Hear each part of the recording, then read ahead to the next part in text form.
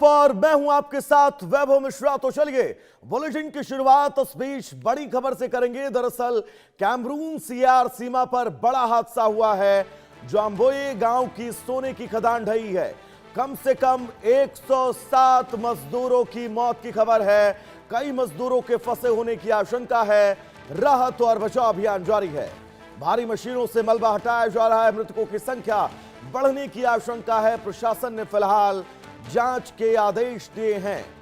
तो अफ्रीका से इस वक्त की बहुत दर्दनाक खबर। कैमरून और सेंट्रल अफ्रीकन रिपब्लिक की सीमा पर स्थित जाम्बोये गांव में सोने की खदान अचानक ढह गई।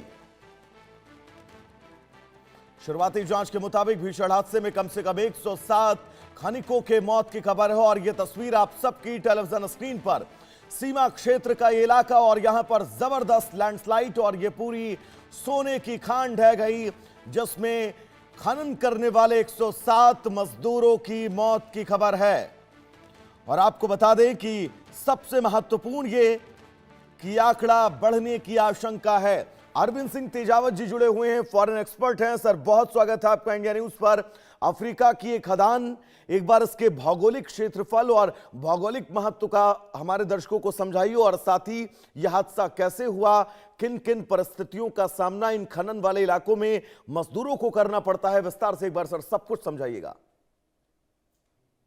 वैभव साहब, दरअसल मुझे अफ्रीका का काफी अनुभव है, क्योंकि मैंने वहां के गांवों को काफी करीब से देखा है। और जी अगर मेरा अंदाज ठीक है तो आप जिस जगह की बात कर रहे हैं कैमरून में, वहां और जो खदान ढही है उसका 90% से ज्यादा का जो शेयर होल्डिंग है वो दरअसल चाइनीज कंपनी के अधीन है। पर आप इसे ठीक से चेक कीजिएगा। जी तो ये जो जितनी भी जो बाहर की जो विदेशी कंपनियां हैं, जिनमें 3 देशों का खास नाम लिया जाता है, चीन, ऑस्ट्रेलिया और ब्रिटिश, ये तीनों ही जो माइनिंग कंपनीज है वहां पे काफी जबरदस्त तरीके से फैली हुई है। और वो वहां की एक सरकारी कंपनी है जिसको सोना माइंस बोलते हैं, उनके साथ मिलकर ये लोग सोने की खदान करते हैं। खदान करें, सोना निकाले, वहां तक तो ठीक है। पर यह लोग अत्याचार ये करते हैं उन लोगों पर कि जी जो मिनिमम जो सेफ्टी मेजर्स होने चाहिए वो भी नहीं अपनाते। जैसा कि अगर आप लगातार खोदते जा रहे हैं तो आपको वहां पे पिलर्स डालने की जरूरत है। अगर आप पिलर्स और वो सारी सेफ्टी की चीजें अगर काम में नहीं लेंगे हम्म तो जाहिर है कि वो ढह जाएगी। अभी सरकार ने भले ही वहां पे ये आदेश कर दिया है कि इसके हादसे के कारणों को जाना जाए, पर सरकार खुद जानती है कि इसके क्या कारण थे।